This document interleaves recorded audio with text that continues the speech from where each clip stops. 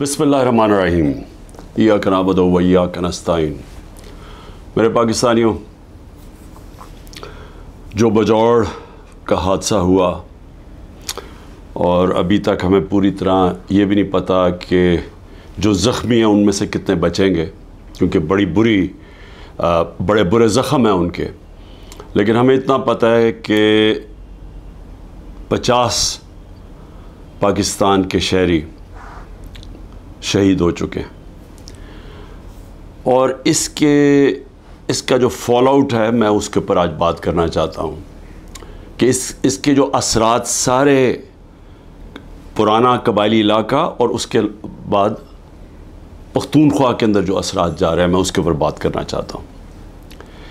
हमें यह पता चल गया है कि ये जो हमला हुआ था, ये जो बम धमाका, दहशतगर्दी जो हुई थी, ये आइसिल ने की थी, जो दाइश जिसे कहते हैं। ये टीटीपी ने नहीं की थी। और इसके ऊपर चंद दिन पहले अमेरिका का सदर जो बाइडेन ने कहा कि जो सबसे बेहतरीन तरीके से आइसिल का मुकाबला कर रहे हैं वो है तालिबान गवर्नमेंट। यानी वो प्रेसिडेंट जो इनका मुखालिफ है अफ़गानिस्तान के तालिबान हुकूमत का, उसने अमेरिका में बयान दिया है कि जो इस वक्त जो दहशतगर्द ग्रुप है आइसिल, इसका जो सही माने में इस वक्त जो उसको ख़त्म कर रहे हैं वो है तालिबान गवर्नमेंट।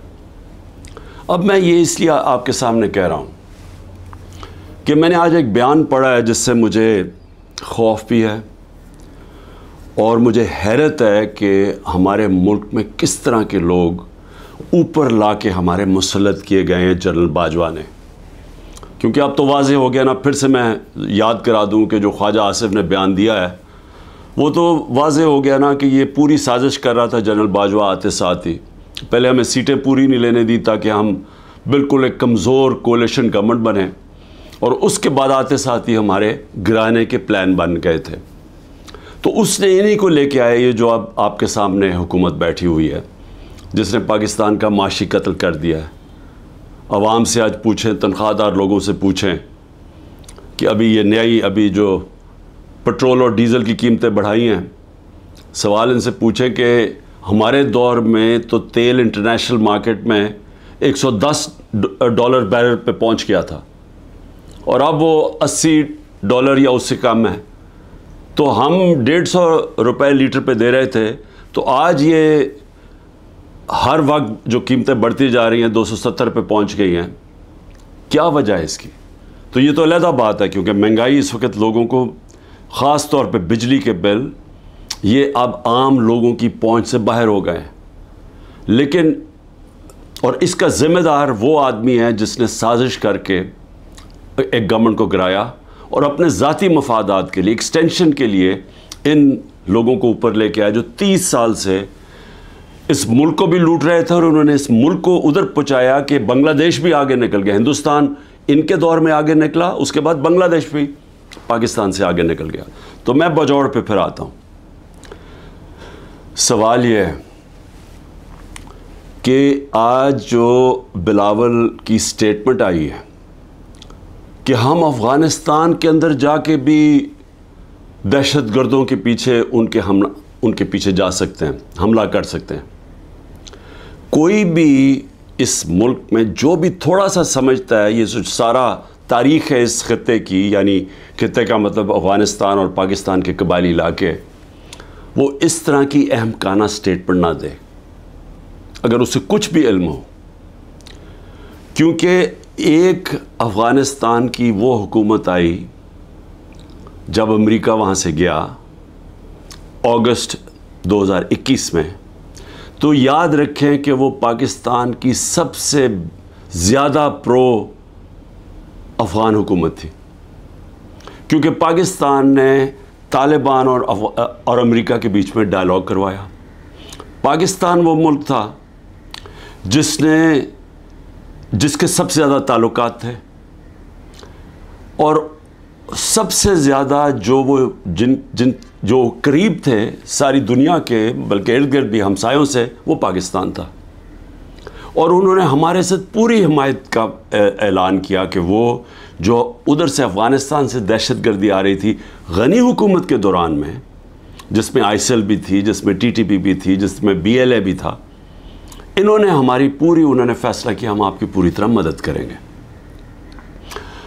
बदकिस्मती से हमें इतना टाइम नहीं मिला, हमारी हुकूमत चली गई और उसके बाद ये जो लोग आए ऊपर बैठे हुए, इन्होंने सोचा ही नहीं, इस तरफ टाइम ही नहीं दिया। आज अगर बिलावल ये कह रहा है कि जी हम वहाँ अंदर अफ़गानिस्तान में दहशत गर्दों के पीछे जा सकते हैं, तो सबसे पहला तो सवाल इसका है कि ये कितनी दफ़ा अफ़गानिस्तान गया है। सारी दुनिया के चक्कर मारे, किसी फॉरेन मिनिस्टर ने इस मुल्क का इतना पैसा नहीं खर्च किया दुनिया के चक्कर मारने में, और ख़ास तौर पे अमेरिका का किसी ने इतना पैसा नहीं खर्च किया। एक दफ़ा भी ये काबुल गया, जबकि हमारा 2500 किलोमीटर का बॉर्डर है, और जबकि एक नई हुकूमत आई थी जो प्रो पाकिस्तान थी, जो गनी हुकूमत थी वो प्रो इंडिया थी। मैंने कॉन्फ्रेंसेस के अंदर इसको देखा जिस तरह ये हाथ बांध के खड़ा होता था नरेंद्र मोदी के सामने। और मैं आखिरी कॉन्फ्रेंस जो ताशकंद में हुई थी, जिधर हिंदुस्तान भी था और रिप्रेजेंटेड, और इधर अफ़गानिस्तान भी था, हालांकि मैंने पूरी कोशिश की इनसे अच्छे ताल्लुकात करने की। मैं गया भी काबुल प्रेसिडेंट गनी से बातचीत करने के लिए, उनको एहसास दिलवाने के लिए कि हम तो जो भी हुकूमत होगी अफ़गानिस्तान, हमने उनसे अच्छे ताल्लुकात रखने। उसको पाकिस्तान भी बुलाया। उसके बावजूद इसने सबके सामने खड़े होकर कहा कि पाकिस्तान ने 10,000 अपने, उसने वर्ड यूज़ किया था, अपने हमने लोग भेजे हैं, मिलिटेंट्स भेजे हैं जो मदद करें अफ़गानिस्तान के तालिबान की। सबके सामने झूठ बोला उसने। तो वो खुल के हमारे अगेंस्ट था। उनका जो सिक्योरिटी एडवाइज़र था वो हर रोज़ पाकिस्तान के ख़िलाफ़ स्टेटमेंट देता था। कोई उधर से हमें मदद नहीं मिलती थी जब यहाँ कोई भी दहशत गर्दी होती थी। तो ये जब हुकूमत चेंज हुई तो हमें तो उन्होंने पूरी कोऑपरेशन का कहा, और हमें उस वक्त चाहिए था कि हम पूरा फ़ायदा उठाते और जो भी हमारे मसले अफ़गानिस्तान के हम सॉर्ट आउट कर लेते, और वो तैयार थे। जब से ये हुकूमत आई है इनको टाइम ही नहीं मिला। मैं फिर से कहता हूँ कि ये हर वक्त हर दूसरे दिन अमेरिका पहुँचा होता है बिलावल। ये कितनी दफ़ा काबुल गया। हमें चाहिए था कि हम वो सारा एरिया जो हमें मसले बने हुए हैं दहशत गर्दी को, उसको ख़त्म करते हैं। ना इसके पास टाइम था, क्योंकि और या फिर इसके जो मास्टर्स थे, इसके आका थे, उनसे इजाज़त नहीं मिली। ना ही इनको इजाज़त मिली जो हमने रूस से सस्ता तेल बात करके आ गए थे। सदर पुतिन ने हमें कह दिया था, मीटिंग हो गई थी पाकिस्तान के एनर्जी मिनिस्टर और उनके एनर्जी मिनिस्टर की, लेकिन उनके डर से, अपने आकाओं के डर से ना ये रूस से तेल लिया हमने, जबकि तेल की कीमत $110 पे पहुंची हुई थी, और हिंदुस्तान ने 40% कंसेशन के ऊपर रूस से तेल लिया, जबकि वो अमेरिका का एलाई है, उनकी स्ट्रेटेजिक पार्टनरशिप के अंदर है। और ना ही इनसे, उनके डर से ना ये वहाँ गया। उसका आज ये नतीजा क्या है? नतीजा ये है कि हमारे आज वो ताल्लुकात हैं कि हम उधर पहुँच गए हैं कि हम अफ़गानिस्तान को, अब ये जो हमला होता है हम उनके ऊपर डाल रहे हैं। हमने सही माने में कोशिश की नहीं उस वक्त कि हम ये अब जो ट्रांजिशन है इसका फ़ायदा उठाते हुए, एक वो हुकूमत जो हमारे ख़िलाफ़ नहीं है, हम उसका फ़ायदा उठाते हुए अपने ये मसला हल कर देते। और मैं आपको यकीन दिलाता हूँ कि ये मसला हल हो सकता था। अब इसका फॉल आउट क्या है? फॉल आउट ये है कि मौलाना फजल रहमान ने स्टेटमेंट दी। फजल रहमान कहता है कि जी हमारी एजेंसीज सोई हुई थी। फजल रहमान साहब, जब हम इतनी देर से कह रहे हैं कि जो 636 पख्तूनख्वा के अंदर दहशत गर्दी के वाक़े हुए हैं, हम कहते जा रहे हैं कि एजेंसीज़ का टाइम बजाय इंटेलिजेंस, असल में तो दहशत गर्दी इंटेलिजेंस एजेंसीज़ लड़ती हैं। बजाय उधर टाइम दे रहे हैं कि वो तो सिर्फ तहरीक इंसाफ को ख़त्म करने की कोशिश में थे। जो तहरीक इंसाफ के घरों में रिश्तेदारों को उठाया जा रहा है, उनको ट्रैक किया जा रहा है, उनके फ़ोन को ट्रैक किए जा रहे हैं, जियो फेंसिंग की जा रही है, जिस तरह हम कोई गैर मुल्की, हम कोई दुश्मन है। और वो जो काम करने वाला था वो काम किया नहीं, उससे बढ़ती जा रही है सारी दहशतगर्दी। और ख़ास तौर पे पख्तूनख्वा की पुलिस के ऊपर, स्पेशली जो पुलिस के ऊपर अब इस वक्त उनका शहादतें हो रही हैं, अब इसका कौन जिम्मेदार होगा। लेकिन इससे और भी आगे चलें, जो पख्तूनख्वा के लोगों के अंदर इस वक्त गुस्सा है। पीटीएम क्यों बनी थी? पीटीएम ये बनी थी कि जो सारी लड़ाई, जो वॉर ऑन टेरर असल तो कबायली इलाके में हुआ, वो उजड़ गया, लोगों के घर तबाह हो गए, ज़कात देने वाले हो गए, वो सारे लोग नकल मकानी करनी पड़ी, लोग अपने घरों से निकल गए, घर जब वापस गए घरों में बचा कुछ नहीं था। स्वात के लोगों से, मलाकान के लोगों से भी यही हुआ। वो जब सारे निकले वहाँ से बाहर, जब तक वापस गए, वो भी ज़कात देने वाले, ज़कात लेने वाले बन गए। तो सबको वो याद है, बड़ी तकलीफ़ें उन्होंने उठाई, कुर्बानियाँ तो सारी इस इलाके ने दी। सबसे ज़्यादा जो, एक तो ऑपरेशंस में तालिबान और मिलिट्री के बीच में बेचारे वो पिस गए, ऊपर से ड्रोन अटैक्स, 400 ड्रोन अटैक्स कर दिए। ड्रोन अटैक्स का भी जो सारा जो बदला लिया जाता था वो पाकिस्तानी फ़ौजियों के साथ और पुलिस के ऊपर, दोनों तरफ पाकिस्तानियों को नुकसान हो रहा था।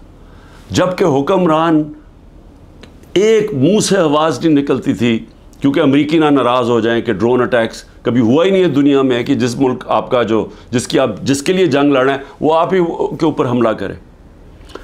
तो मुझे ख़तरा ये है कि अगर हमने इसके ऊपर जल्दी से काबू ना पाया और इसी तरह दहशतगर्दी बढ़ती गई, तो वहाँ जो पख्तूनख्वा के लोगों के अंदर मैं गुस्सा देख रहा हूँ, ये बढ़ता जाएगा।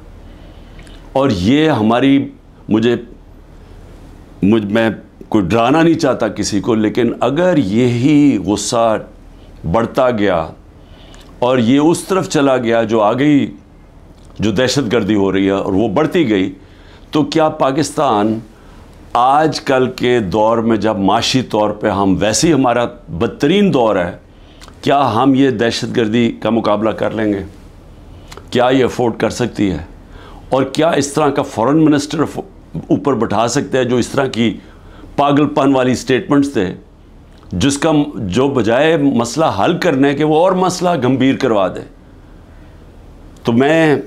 तो मुझे आज इसके ऊपर ख़ास तौर पे मुझे ये खौफ सा आ रहा है कि हम ये चीज़ें हमारे हाथ से निकल जाएंगी, क्योंकि जो ऊपर बैठे हुए हुक्मरान, उनकी सोच ही कुछ और है, और सोच तो हमारे सामने आई गई है। एक तो आज शहबाज शरीफ ने एक और इलेक्शन से भागने के लिए एक और सेंसस का शोशा छोड़ दिया। भाई मुझे ये बताएं कि जब से आप आए हैं 15 महीने पहले, तो क्या तब आपको नहीं पता था कि इलेक्शन अक्टूबर के अंदर होनी है, नेशनल इलेक्शन, आपकी टर्म ख़त्म होनी है? तब आपको नहीं पता था कि ये जो सेंसस जो भी हमने करना उससे पहले करें? ये एक और इलेक्शन भागने का इन्होंने रास्ता निकाल लिया। दूसरा, दोनों पख्तूनख्वा के अंदर और पंजाब में गैर आइनी हुकूमतें चल रही हैं, केयर टेकर। पहले तो वो केयर टेकर है ही नहीं, केयर टेकर तो न्यूट्रल होती है, वो तो इन्होंने अपनी ये एक नून लीग चला रही है पंजाब, और दूसरा वो फजलुर रहमान और वो ANP चला रही है पख्तूनख्वा, ये तो केयर टेकर है ही नहीं। और उन दोनों सूबों के लोग जो 70% पाकिस्तानी हैं, वहाँ गैर आइनी लोग बैठे हुए हैं जिनकी कोई कानूनी हैसियत नहीं है। अब ये कोशिश कर रहे हैं कि मज़ीद और ये ऊपर बैठे रहें, और ये एक शोशा इसका, और ये कि जनाब हम सेंसस करवाना चाहते हैं, सिक्योरिटी का भी शोशा बना लेंगे। पंजाब की 14 मई की इलेक्शन उन्होंने इसलिए नहीं करवाई, हमारे पास पैसे नहीं है जी। पैसे MNAs को रिश्वत देने के लिए बहुत पैसे हैं, लेकिन हमारे लिए पैसे नहीं है इलेक्शन करवाने के लिए, 20 अरब रुपया नहीं था। और अब जो मुझे नज़र आ रहा है, ये फिर कोशिश करेंगे कि किसी ना किसी तरह इससे निकलें, और लोगों को फिर ये जो रद्द अमल आना है उसके लिए ये तैयारी कर रहे हैं। क्योंकि जाहिर है एक अगर लोग बेचारे इलेक्शन की इंतज़ार कर रहे हैं ना, कि हमें जो इन्होंने लोगों का माशी कत्ल किया है, यानी ऐसे माशी हालात अवाम के ऊपर तो आए ही नहीं हैं। सारे जो माशी इंडिकेटर्स हैं वो पाकिस्तान की तारीख के सबसे बुरे हैं। बेरोज़गारी ले लो, इंडस्ट्री बंद हो रही है, ग्रोथ रेट जब नीचे आती है, मतलब जब आपकी दौलत में इजाफा जो 6.1% से अब जो 0 पे आई है, तो इसका मतलब बेरोज़गारी तो बढ़नी है, दौलत कम हो रही है मुल्क की। और उसके अलावा महंगाई जिस सतह पे पहुंच गई है, तो लोगों के हालात तो सबको पता है। अब लोग इलेक्शन का इंतज़ार कर रहे हैं। इन्होंने अब क्या किया है, अब 2 कानून लेके आ रहे हैं। एक है सीक्रेसी एक्ट और दूसरा है प्रिवेंशन ऑफ एक्सट्रीम वायलेंस। वो एक में ही क्या कर रहे हैं कि आप इंटेलिजेंस एजेंसीज़ को कि किसी मसलन मेरे ऊपर एक फ़ौज के इदारे में, इंटेलिजेंस के इदारे में एक आदमी मेरे ऊपर कत्ल करने की कोशिश करता है, जो मुझे पता है उसने किया। मैंने अगर उसका नाम ले लिया तो वैसे अभी इन्होंने मेरे ऊपर गद्दारी का केस कर दिया है, कि यानी मेरी जुर्रत कैसे पड़ गई कि मैंने उसका नाम ले लिया FIR के अंदर। वो FIR भी नहीं हुई तो मैं गद्दार बन गया हूँ। अब ये एक तो वो करने जा रहे हैं, दूसरा सीक्रेसी एक्ट में कि जनाब ये किसी के घर में भी घुस जाएंगे इंटेलिजेंस एजेंसी। हमारे घरों में तो घुस ही रहे हैं। मेरे घर के ऊपर हमला हुआ, दरवाज़ा तोड़ के 40 लोग अंदर आ गए, घर में जो चीज़ें पड़ी लूटी, लोगों को मारा धाड़ा, उठा के ले गए खनसामे को, वो जो माली था, 2-3 वर्कर्स सबको उठा के ले गए। तो वो तो हो ही रहा है हमारे घरों पे।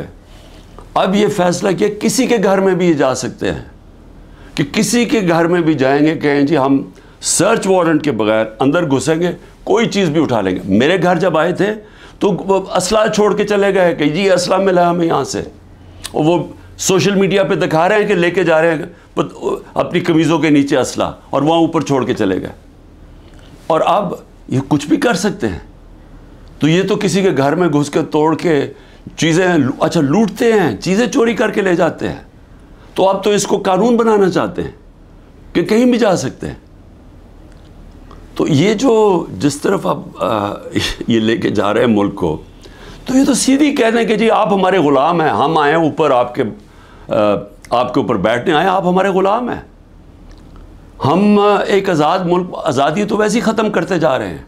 तो अब तो ये अंग्रेज़ों से भी ज़्यादा बदतरीन ग़ुलामी है, क्योंकि अंग्रेज़ों के ज़माने में फिर भी आप 24 घंटे में किसी को अदालत में पेश करते थे जब अगर आपने किसी को उठाया है।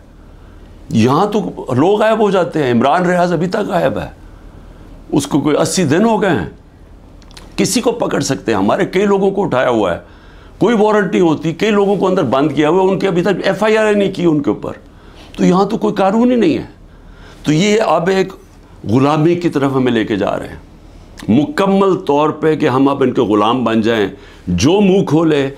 असल में ये एक आज़ादी के ख़िलाफ़ अब ये कानून बना रहे हैं कि आप कानूनी तौर पे हमें ग़ुलाम बना लें, कि हमारी कोई आवाज़ ना हो, हम कहीं ना जा सकें। तो मैं इस पे आखिर में सिर्फ अपनी कौम को ये आज कहना चाहता था। देखें, मुहर्रम का महीना है। मुहर्रम में हमें क्या सबक मिलता है? हमें मुहर्रम में एक ही सबक मिलता है कि राय हक के लिए, जुल्म के ख़िलाफ़ खड़े होने के लिए, अगर जालिम के सामने खड़े होते हुए आपकी जान भी चली जाए तो उसकी परवाह नहीं होनी चाहिए। आपको कुर्बानी देनी चाहिए अपनी आज़ादी के लिए, आज़ादी राय के लिए, आपको अपने हकूक़ के लिए, इंसाफ के लिए। क्योंकि जब तक एक कौम आज़ाद नहीं होती, दुनिया की तारीख़ में उसका कोई मुकाम नहीं होता। वो मैं बार बार आपको मौलाना रूमी का वो जो उनकी एक कहावत है कि जब अल्लाह ने आपको पर दिए तो क्यों चूंटियों की तरह ज़मीन पे रेंग रहे हो। ग़ुलाम ज़मीन पे रेंगते हैं, उनकी कोई हैसियत नहीं होती। 25 करोड़ की आबादी है। आज मुझे बताएं हमारी क्या हैसियत रह गई है। वो जाके बिलावल भुट्टो कितनी दफ़ा अमेरिका गया है, पता नहीं कितने हमारे डॉलर खर्च किए उसने वहाँ। और जब नरेंद्र मोदी वहाँ गया तो उसको ऐसा उन्होंने जिस तरह का इस्तकबाल दिया। और उसके बाद बायलैटरल टॉक थी उन दोनों के बीच में, अमेरिका और इंडिया। पाकिस्तान को उन्होंने दहशतगर्द बना दिया कि जी धमकी दी कि दहशतगर्दी बंद करो। ये हैसियत रह गई है। हिंदुस्तान जाता है बिलावल भुट्टो, जो उनका फॉरेन मिनिस्टर इसको जलील करता है। मैंने कभी किसी कॉन्फ्रेंस में एक होस्ट मुल्क जो होस्ट कर रहा है, मैंने कभी नहीं देखा इस तरह की जिल्लत। तो क्या हैसियत रह गई है कि ये हमारी हैसियत है, क्योंकि ग़ुलामों की क्या हैसियत है।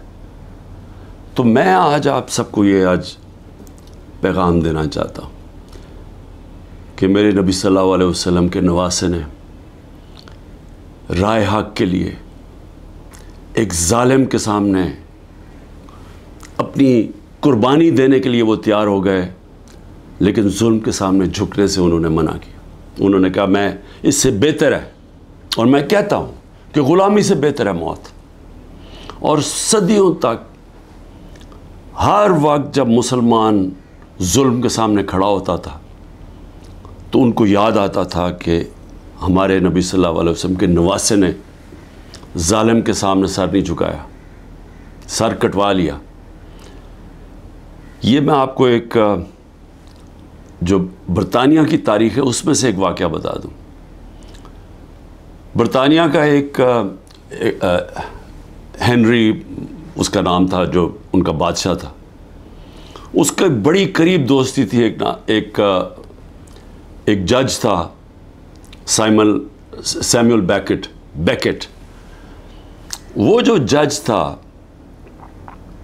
उसको वो बना देता है चीफ जस्टिस बना देता है। एक केस चाहता है कि बादशाह कि ये तुम मेरे लिए फैसला करो। उसका अपना दोस्त जो उनका जो चीफ जस्टिस होता है वो खड़ा हो जाता है, कहता है नहीं ये नाइंसाफ़ी है। वो उसको धमकियां देता है, डराता है, धमकाता है, दोस्ती जताता है।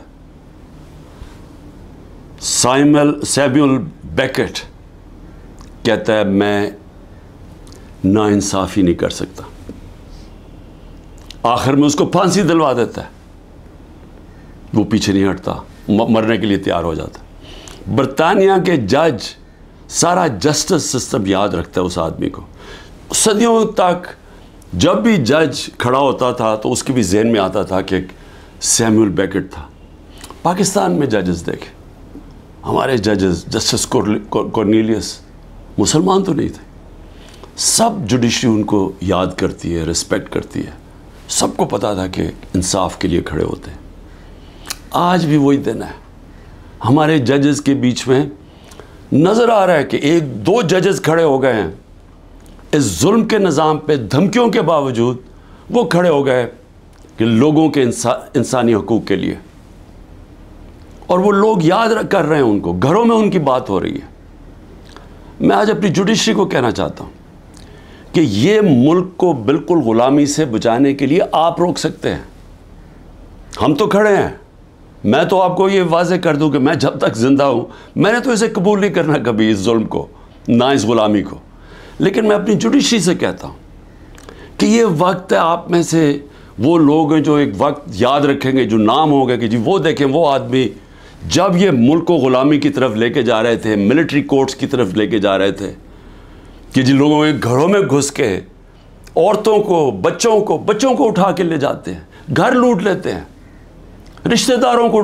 कलेक्टिव पनिशमेंट सिर्फ इसराइल देता है फ़लस्तीनियों के ख़िलाफ़। मकबूजा कश्मीर में कश्मीरियों के ख़िलाफ़ देते हैं। FCR जो थी, जब अंग्रेज़ हुक्मरान था, वो देता था कबायली इलाके के लोगों को कलेक्टिव पनिशमेंट कि एक फ़र्द अगर नहीं है तो उसके रिश्तेदार पकड़ के ले जा जाते थे। लेकिन आज़ाद माशरों में कोई कलेक्टिव पनिशमेंट नहीं होती। और ये हमारे यहाँ खुलेआम हो रही है। बच्चों को उठा के ले जाते हैं, रिश्तेदारों को ले जाते हैं। तो मैं अपनी जुडिशरी को कहता हूँ कि देखें, ये सारी कौम आपकी तरफ देख रही है। जो जो आप में से स्टैंड लेता जाता है, इंसाफ के लिए खड़ा होता है, लोगों की आज़ादी के लिए, लोग उसको हमेशा याद रखेंगे। लेकिन उनको भी देख रहे हैं, जो वो कहते हैं ना, वो तिफल क्या करेगा जो घुटनों के बल चले, जो पहले ही से गिरे हुए हैं, ताकत के सामने सर झुका के बैठे हुए हैं, उनको भी, उन जजेस को भी लोग देख रहे हैं, उन सहाफ़ियों को लोग देख रहे हैं। अरशद शरीफ हमेशा याद रहेगा इस कौम को कि उसने बजाय ये कि अपने ज़मीर का सौदा करे, वो मुल्क छोड़ के चला गया और वहाँ उसको शहीद किया गया। 4 आज हमारे बड़े बड़े सहाफ़ी मुल्क से बाहर बैठे हुए हैं, बजाय ये कि वो अपने ज़मीर का सौदा करें। और यहाँ ऐसे लोग हैं जिनको इन्होंने जेलों में डाला है, ग़ुलाम हुसैन, औरिया मकबूल जान, समी इब्राहिम, एयाज अमीर। ये लोग इनको याद रखेंगे कि इन्होंने ज़मीर का सौदा नहीं किया, ये खड़े हुए राय हक पे लिए। और यही होता है फ़र्क इंसानों में, ये है सारे अल्लाह के नबी इंसाफ के लिए स्टैंड लिए, उन्होंने मुश्किलें बर्दाश्त की। हमारे नबी सल्लल्लाहु अलैहि वसल्लम कितनी मुश्किलें बर्दाश्त की उन्होंने मक्का में, जब उनकी आज़ादी राय ली गए कि एक खुदा है, कितनी मुश्किलें उन्होंने उठाई। लेकिन हम हमेशा उनको, और हमें अल्लाह कहता है उनके रास्ते पे चलो, और हम यहाँ जुल्म के सामने घुटने टेक के बैठे हुए हैं और देख रहे हैं तमाशा कि सारा मुल्क का ऊपर गंद ऊपर बैठा दिया, और हमें कह रहे हैं कि जी अगर आप मुंह खोलेंगे तो आपके घर तोड़ देंगे, आपको जेलों में डाल देंगे, आपको मिलिट्री कोर्ट्स में ट्राई करेंगे, और हम हमें डरा के जनाब के भेड़ बकरियों की तरह हमें रखना चाहते हैं। ये है वक्त स्टैंड लेने का। और मैं सबसे ज़्यादा आखिर में अपनी पार्टी का, कि मेरी पार्टी का ये मुश्किल वक्त जो आया, एक तरह मैं अल्लाह का शुक्र करता हूँ कि मुझे पहली दफ़ा नज़र आया अपने लोगों का कि कौन कितने पानी में था, किसका कितना नज़रिया था, कौन अपॉर्चुनिस्ट थे, और जिनको मैं बिल्कुल नहीं समझ रहा था कि वो ऐसे स्टैंड लेने के काबिल हैं, खड़े हो गए। वो मुश्किल वक्त के सामने खड़े हो गए। मेरी नहीं, वो नेचुरल लीडर्स बन रहे हैं अब। और इंशाल्लाह इस पार्टी में मैं इलेक्शन करवाऊंगा पहले मौके पे। नेशनल लीडरशिप, नेचुरल हमारी पॉलिटिकल लीडरशिप निकलेगी, और ये होगी इंशाल्लाह वो असल तहरीक इंसाफ जो इस मुल्क के अंदर, जो 27 साल पहले मैं निकला था, इंसाफ का, अदल और इंसाफ इस मुल्क में सबसे पहले कायम करेंगे, फिर ये मुल्क खुशहाल होगा। वो इंशाल्लाह वो लीडरशिप निकल रही है। पाकिस्तान जिंदाबाद।